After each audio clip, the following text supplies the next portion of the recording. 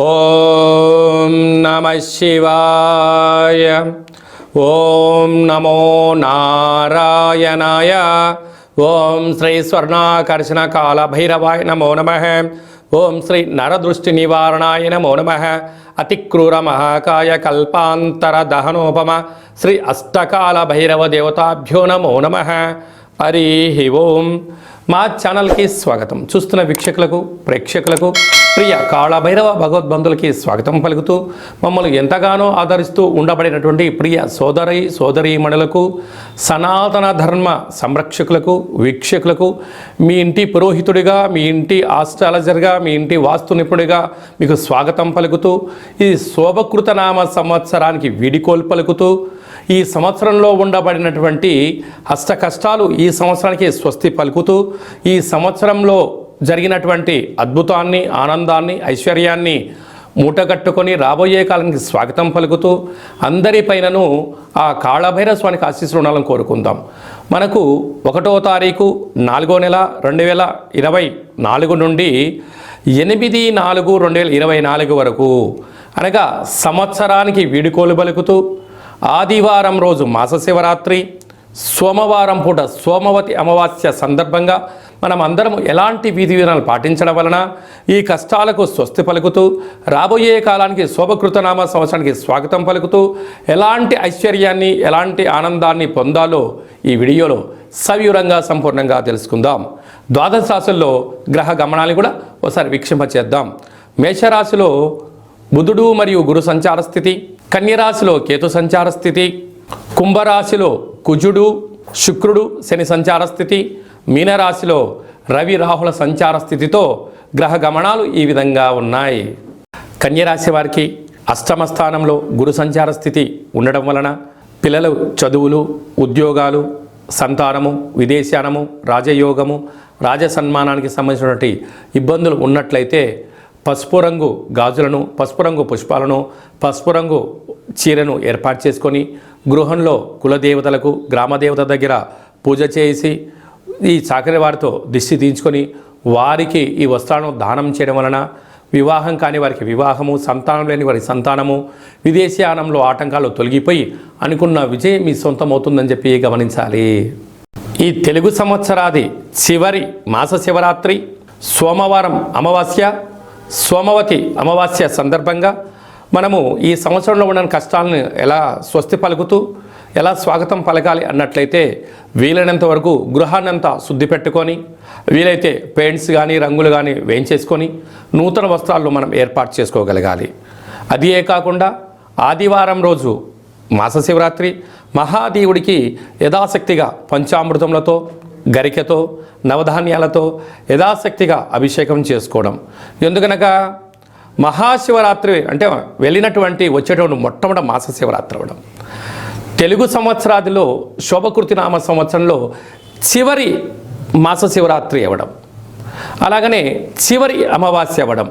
అంటే మనము ఈ చివరి అమావాస్య అవగానే మనం ఏం చేస్తూ ఉంటామయ్యా అంటే మనకు పొలాల అమావాస్య అని, కొత్త అమావాస్య అని, అంటే ఒక్కొక్క ప్రాంతంలో ఒక్కొక్క రకమైన పేర్లు పిలవడం జరుగుతూ ఉంటుంది.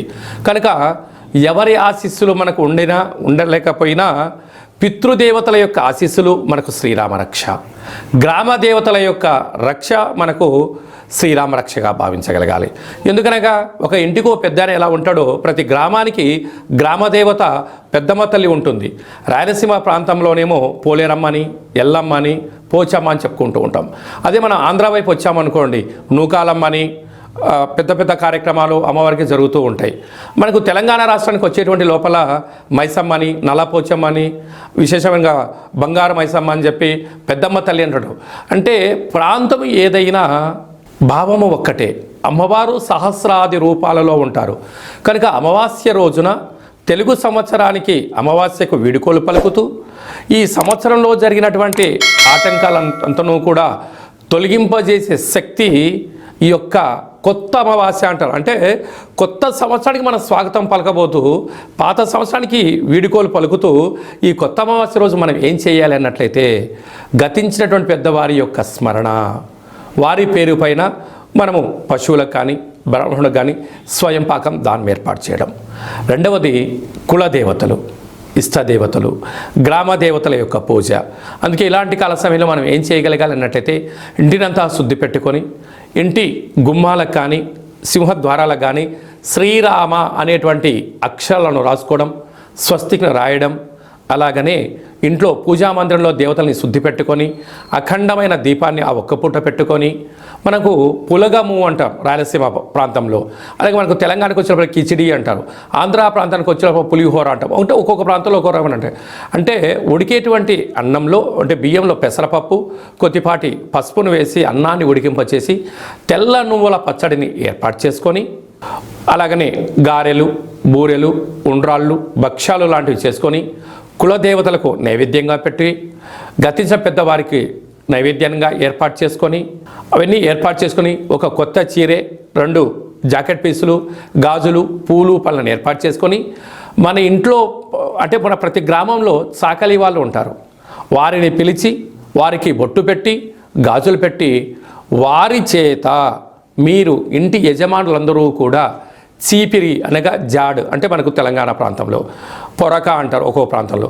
వాటితో దిష్టి తీయించుకొని ఈ చాకలి వాళ్ళను ఇంటి ఆడపడుచుగా మనం భావిస్తాం కనుక ఈ వండినటువంటి పదార్థాన్ని వారికి నైవేద్యంగా పెట్టి వీరికి ఆడపిల్లగా మనకు ఆడపడుచుగా భావించి పెట్టడం వలన సాక్షాత్తుగా అమ్మవారి యొక్క రూపమే వారి భావించాలి కనుక వారికి ఆ రోజు వారి చేత ఇంటిలో దిష్టి తీయించుకోవడం, ఇంటిలో ఒక గుమ్మడికాయని పలగొట్టించడం, వారి చేత మనము ఆశీర్వచనం పొందడం, వారికి ఈ యొక్క స్వయం పాకాన్ని వండినటువంటి ఈ పులగాన్ని ఏర్పాటు చేయడం వలన వారే గ్రామ దేవతల రూపంగా భావించాలి. ఇచ్చి ఏర్పాటు చేసినట్లయితే మనకు పట్టినటువంటి శని, మనకు పెట్టినటువంటి దరిద్రము సర్వము తొలగిపోయి సంపూర్ణంగా ఐశ్వర్యానికి రాబోయే సంవత్సరానికి స్వాగతం పలుకుతారని చెప్పి గమనించాలి. వీలైనంత వరకు చాకలి వాళ్ళతో దిష్టి తీయించుకోవాలి. మన తెలంగాణ ప్రాంతంలో చాకలి వారిని మడేలా అని మరొక పేరు కూడా ఉంటుంది. మడేలతో దిష్టి తీయించుకుంటే మండెము కూడా ఒక వజ్రం అవుతుందని చెప్పి మనకు సామెత ఉంటుంది. అదే రాయలసీమ ప్రాంతంలో చాకలి వారు ఇంట్లో తుడిస్తేనే దరిద్రం పోయి లక్ష్మీదేవికి స్వాగతం మనం పలుకుతుంది అని చెప్పి కలుపుతారు. అదే ఆంధ్ర ప్రాంతంలో చాకలి వారికి దానం చేయడం వలన ఐశ్వర్యం మన సొంతం అవుతుందని చెప్పి పెద్దవారి యొక్క నానుడి కూడా. కనుక వీలైనంత వరకు ఆ ప్రయత్నం చేయండి. అలా కుదరలేనటువంటి ఎవరు ఉన్నట్లయితే ఈ కింది నెంబర్ సంప్రదించినట్లయితే మన యొక్క నరదృష్టి నివారణ దేవాలయంలో చాకలి వారితో మీకు దిష్టి తీయించి మీకు ఐశ్వర్యానికి స్వాగతం పలికే ఏర్పాట్లు చేయడం జరుగుతుంది. కనుక ఈ సంవత్సరానికి వీడుకోలు పలుకుతూ కొత్త అమావాస్య రోజున అమ్మవారిని స్మరిస్తూ గ్రామ దేవతల యొక్క ఆశీస్సులు పొందగలరు అనేది చిన్న విన్నపం. కనుక అందరికీ ఈ సంవత్సరంలో కష్టాలన్నీ ఇక్కడికే ఫుల్ స్టాప్ అయిపోయి రాబోయే సంవత్సరంలో స్వాగతం పలకాలని గ్రామ దేవతల్ని కోరుకుందాం. ఇంకను మనం విజయం సాధించగలగాలి అన్నట్లయితే ఈ యొక్క పాత్రను ఒకసారి మీరు గమనించినట్లయితే ఇది ఒక కంచు పాత్ర, కాళభైరవ స్వామి వారి యొక్క అక్షయ పాత్ర అంటారు. ఈ యొక్క పాత్రలో 12 రాసులను అచ్చు వేయడం జరుగుతుంది. ఈ పాత్రతో ఉపయోగాలు ఏమిటయ్యా అనగా కంచు మోగినట్టు కనకంబు మోగదు గదరా సుమతి అని చెప్పి సుమతి శతకంలో చెప్పినట్టుగా ఈ యొక్క పాత్రలో మనం ఇంట్లో ఉంచుకోవడం వలన ఇలా ఒకసారి శబ్దం చేసినట్లయితే ఓంకారనాదం రావడం జరుగుతుంటుంది. ప్రణవం ఓంకారం అంటే మనం ఏ పని ప్రారంభించినా ఓం అనే శబ్దంతోనే ప్రారంభిస్తాం. ఈ యొక్క శబ్ద తరంగాలు ఇంట్లో ప్రసరించడం వలన అందులో ఈ కొత్త అమావాస్యకు స్వాగతం పలుకుతూ మనం చేయడం వలన ఇంట్లో ఉండబడినటువంటి జ్యేష్ఠాదేవి, దుష్టశక్తులు, తాంత్ర ప్రయోగాలు తొలగిపోయి ఐశ్వర్యం కలిగినటువంటి మహాలక్ష్మీదేవి అమ్మవారు మన ఇంట్లోకి స్వాగతం పలుకుతుంది. ఎలాగో ఒకసారి చూద్దాం.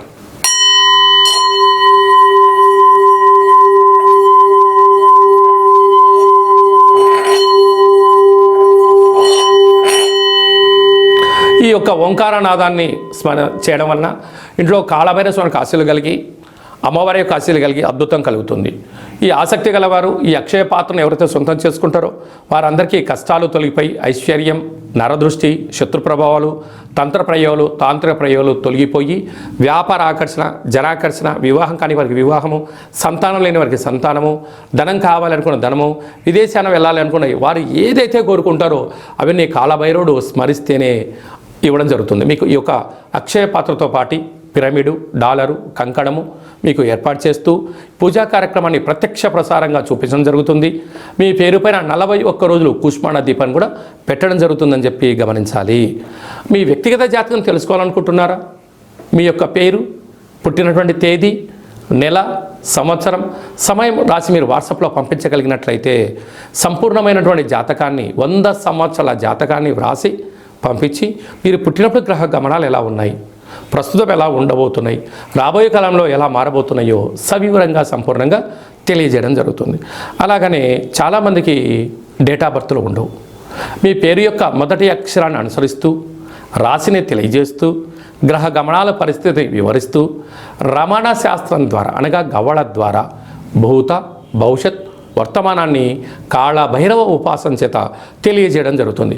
ఆసక్తి గలవారు, జ్యోతిష్యం తెలుసుకోవాలనుకుంటున్నవారు, జ్యోతిష్యం అనగా భవిష్యత్తుని ముందే అంచనా వేయడం, దానికి అనుకూలంగా ముందుకెళ్ళడం కనుక తెలుసుకొని మిమ్మల్ని ముందుకు తీసుకెళ్లే ప్రయత్నం జరుగుతుంది. కనుక ఆసక్తి గలవారు ఈ కింది నెంబర్ సంప్రదించి వాట్సాప్ ద్వారా, ఆన్లైన్ ద్వారా, ఆఫ్లైన్ ద్వారా అపాయింట్మెంట్ తీసుకొని సంప్రదించగలరు. అలాగనే భార్యాభర్తల మధ్య తరచూ గొడవ పడుతున్నారా?